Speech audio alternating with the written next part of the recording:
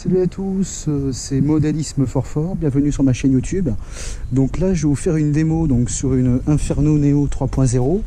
Voilà, donc sur la 1/8e que je vous ai présenté donc, tout à l'heure. Donc je vais pas la faire tourner longtemps, je vais juste vous montrer comment ça roule et comment on fait rouler donc un modèle comme ça. Donc déjà on met un petit peu de carburant, donc de nitrométhane rodage comme je vous expliquais tout à l'heure. Donc déjà numéro 1, on commence à mettre du carburant dans le réservoir.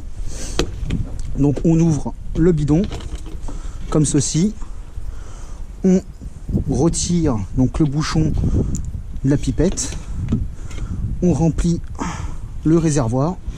Donc on va pas le remplir à fond, on va mettre un tout petit peu, voilà, juste l'histoire de la faire rouler un peu, c'est tout. Voilà, ensuite donc on ferme le bouchon. Voilà. Et donc, on va passer au test. Je vous dis à tout de suite.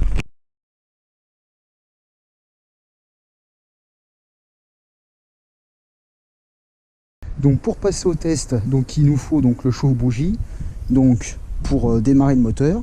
Le moteur est déjà amorcé. Enfin, il est déjà amorcé, oui, parce que je l'ai déjà fait tourner. Donc on vérifie les commandes, voilà. Donc on met le chauffe-bougie en place et on la démarre. Voilà. Donc il faut attendre 3 secondes. Donc là, bon, vu qu'il n'y a pas beaucoup de place, on va faire un petit tour comme ça. Voilà. Donc voilà, on prend la télécommande, on vérifie les débattements, voilà. Et là on va faire juste un petit tour ici. Voilà. Donc là, en l'occurrence, le moteur il est en rodage.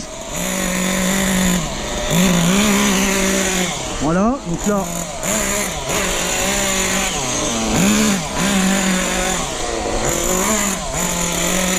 Voilà, donc là, j'accélère, ici. Et je freine. Ensuite, je compense au niveau des commandes. Voilà.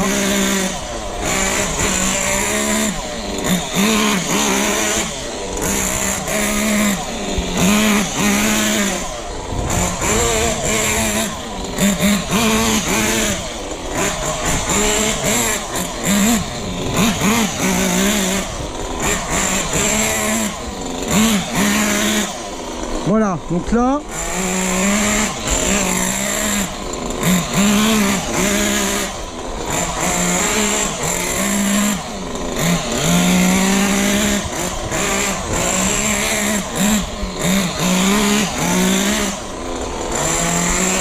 donc voilà, donc une autre chose aussi à voir, quand vous roulez, donc sur un nitro, donc là en l'occurrence il est en rodage, donc quand on touche la culasse, il doit être tiède, voilà, et le cylindre il doit pas être très chaud, donc là en l'occurrence il doit être autour de 40 degrés. Donc ce qu'on fait, donc je vais vous montrer.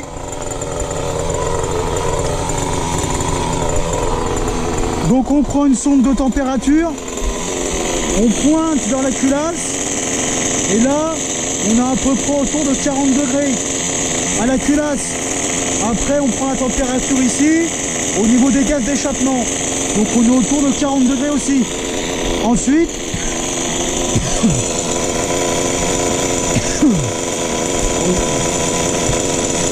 au niveau du cylindre. Donc voilà. Donc après, quand on roule, il faut essayer d'avoir une courbe. Donc généralement sur un circuit, il faut penser, donc là, quand j'accélère, voilà, donc là j'accélère progressivement, ou alors quand je veux accélérer franco, voilà, j'ai moins accélération. Là en l'occurrence on est en rodage, donc le moteur est réglé gras.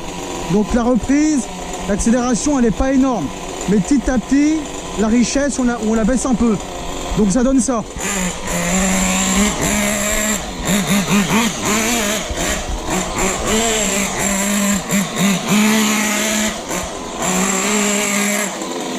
Voilà, donc comme vous avez pu le voir, ça fonctionne relativement bien. Donc quand on coupe le moteur, voilà, on le coupe comme ça. Donc du coup, là maintenant ce que je vais faire, c'est que je vais tout vider. Et comme en essence, comme vous avez vu donc dans la précédente vidéo, pareil, donc je vide le réservoir, je consomme tout ce qu'il y a dedans, de manière pareille à ce que le moteur n'ait pas pareil de bouchons. Bah tiens, par exemple comme là vous pouvez voir que là il y a un petit peu de carburant qui est au niveau de la dépressurisation. Donc comme je vous avais expliqué, un moteur nitro, donc au niveau du pot, d'accord, donc vous avez une dépressurisation ici, donc du coup ça a poussé le carburant jusqu'au carbu. Voilà, donc là en gros pour un rodage, je vais vous expliquer un petit peu. Il faut finir donc tout le bidon comme je vous avais expliqué dans la vidéo nitro. Donc en l'occurrence c'est un bidon de 2 litres. Donc comme vous pouvez voir à la caméra ici, donc on a du carburant, donc 16% rodage, parce que au niveau du pot ça a craché de l'huile de manière à lubrifier tout le moteur. Voilà, c'est super important pour le rodage. Donc je vais couper et là on va passer donc à la mise en stockage du moteur. À tout de suite.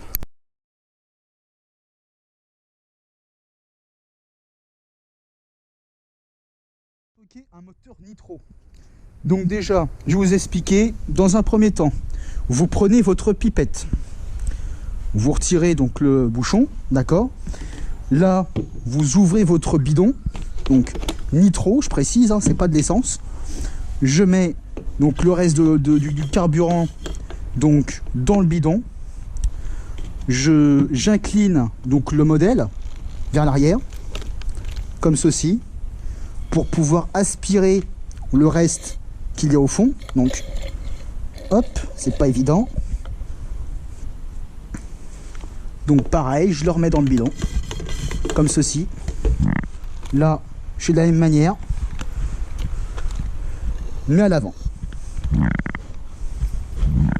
Voilà, et là je vais redémarrer le moteur une dernière fois pour tout consommer, de manière à ce qu'il n'y ait plus de carburant. Voilà, parce que vous avez été de vous demander pourquoi je fais ça. Et bien tout simplement pour éviter au niveau du rite qu'il n'y ait pas de bouchon qui se crée. Donc là ce que je vais faire, c'est que je vais redémarrer donc le moteur, donc le chauffe-bougie qu'on place ici. Donc là on préchauffe, voilà. Donc là le but ça va être de vider donc le carburant qu'on a là. Donc là on la redémarre juste pour tout brûler, de manière à ce que le stockage du modèle se fasse en bonne uniforme. Donc là je vais vous expliquer, pareil, on tire, donc on donne des coups francs mais courts, de manière à ne pas casser la corde. Voilà, donc là ce qui va se passer, c'est que là il y a le reste du carburant qui va aller ici. Voilà, donc là il faut laisser tourner, et après je vais vous montrer comment on stocke un moteur nitro. Donc là on va laisser tourner. Donc là voilà, vous pouvez voir qu'il tourne un peu. Donc là on va tout brûler. Voilà, donc là il va en réclamer un peu, donc c'est normal. Voilà, donc vous pouvez voir que le bruit il est complètement différent du moteur à essence que vous avez vu. Simplement c'est un moteur plus petit, donc plus fragile. Et comme vous pouvez voir, vous avez 2 vis de réglage. Donc là vous avez la richesse, et ici vous avez le ralenti. Voilà, donc là vous pouvez voir que le moteur s'est coupé. Donc là je vais faire une dernière partie sur le stockage du moteur. Donc ce qu'on va faire, c'est qu'on va mettre un produit anti-corrosion. Donc je vais vous expliquer comment faire. A tout de suite. Une dernière précision, avant de mettre le produit, il faut attendre que le moteur est refroidi, de manière à ce que le produit il se dépose donc vraiment au niveau du piston, de manière à ce que les pièces à l'intérieur du moteur ne corrodent pas, parce que ces micromoteurs sont très sensibles à l'humidité, ils sont très sensibles donc vraiment au stockage. Donc je vais vous montrer dans l'atelier comment on fait pour mettre du produit au niveau du carbu. A tout de suite.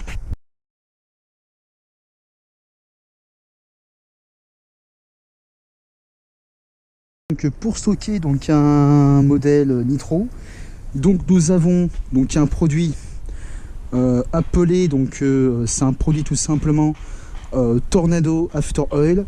Donc c'est un produit donc, qui permet de protéger donc, les moteurs nitrométhane. Donc voilà, comme vous pouvez voir, donc sur ce modèle, je vais essayer de me rapprocher pour que vous puissiez mieux voir. Ici, vous avez donc votre carbu. Donc sur le carbu, donc on prend ce produit-là, d'accord. On va le mettre dans le trou du carbu. Donc c'est un produit qui permet de protéger donc tout le moteur, d'accord, de protéger surtout donc au niveau du cylindre, de manière à ce que les pièces ne corrodent pas. Parce que les moteurs nitro, comme je vous l'ai expliqué, sont plus sensibles au niveau de la corrosion. Donc on met un tout petit peu d'huile, donc le carbu ouvert en grand, comme vous pouvez voir, d'accord. Donc je vais essayer de me rapprocher à la caméra pour que vous puissiez mieux voir. Donc le carbu il est ici, je ne sais pas si vous voyez franchement, voilà, il est là. Donc ce que vous faites, c'est que vous mettez un petit peu d'huile, un peu d'huile ici, d'accord. Donc vous appuyez un tout petit peu sur votre bidon, donc pas beaucoup non plus, hein, mais il faut en mettre quand même. Voilà, c'est pour le stockage. Ensuite, donc vous fermez votre bouchon. Et là, qu'est-ce que vous faites? Vous tirez sur le lanceur. Pourquoi? Bah pour que le produit descende dans le cylindre. Donc là, on se remet bien en place. Voilà. Donc, ce qu'on fait, voilà. Donc là, je vais mieux vous montrer pour que vous puissiez mieux voir. Voilà. Donc là, pareil, vous... Voilà.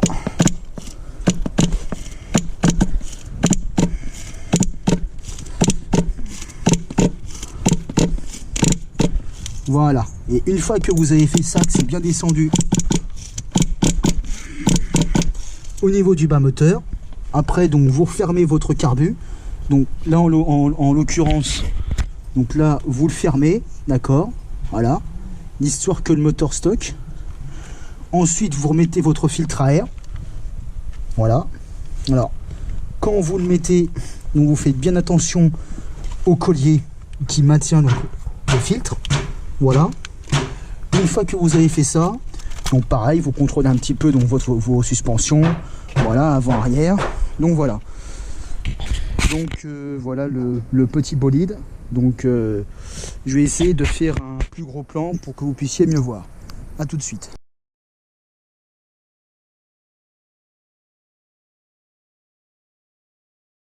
Voilà, donc là je vais vous faire donc un plus gros plan. Voilà, j'ai réglé de nouveau ma caméra. Donc du coup, je vous ai dit, donc au niveau du moteur, donc vous mettez donc cette huile là pour le stockage. Je vais mieux vous montrer pour que vous puissiez mieux voir du coup. Donc vous retirez votre carburateur, d'accord. Ensuite, ce que vous faites, donc je vais vous montrer au niveau du moteur. Vous ouvrez donc le carbu. Vous ouvrez donc le bouchon du bidon, d'accord. Vous versez un petit peu de produit là-dedans, d'accord. Comme je vous l'ai dit ici, voilà, il faut vraiment que le produit y rentre. Une fois que vous avez fait ça, donc vous pensez donc à bien refermer votre bouchon. Alors attendez, il faut que je me rapproche un tout petit peu pour que vous puissiez mieux voir. Donc voilà, donc c'est ici précisément qu'il faut mettre du produit.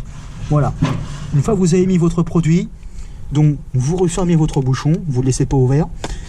Et là, vous tirez sur le lanceur, donc comme je vous ai montré, donc de manière, voilà, à bien descendre le produit. Une fois que vous avez bien tiré, comme je vous ai dit, donc vous refermez votre carbu, voilà, vous remettez votre filtre à air, donc là, hop, vous essayez de le remettre, voilà, et voilà. Donc là, en l'occurrence, donc cette voiture-là, comme je vous l'ai dit, je peux la prendre à une main. Ça pèse 3 kg, ces engins-là.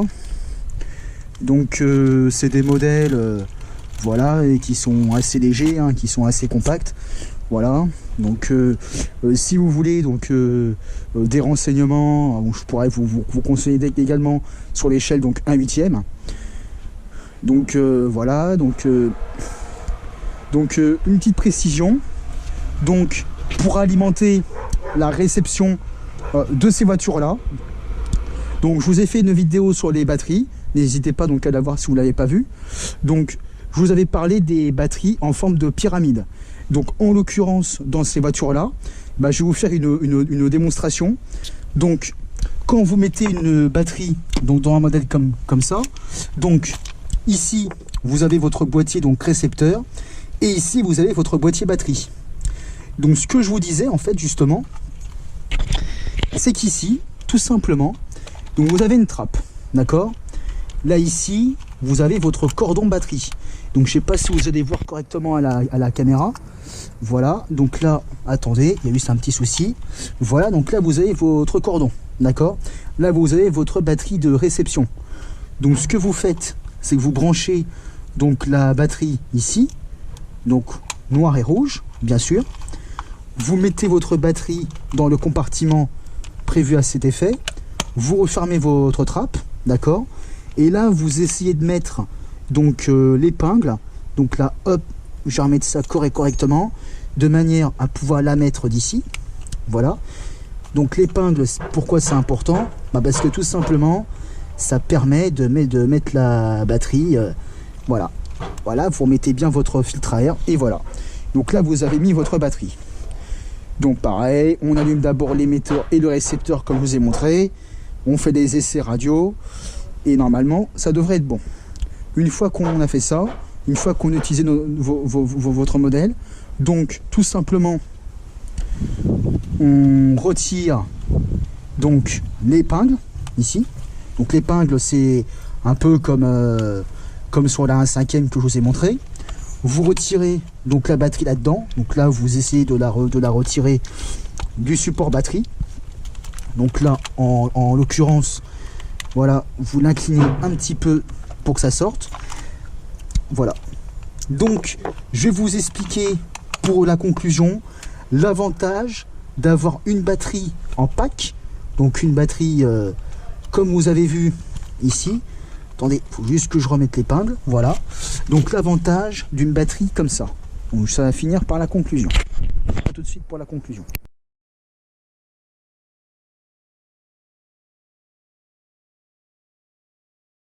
Pour conclure, pourquoi il est préférable d'avoir une batterie de réception donc soudée plutôt qu'un caisson à pile?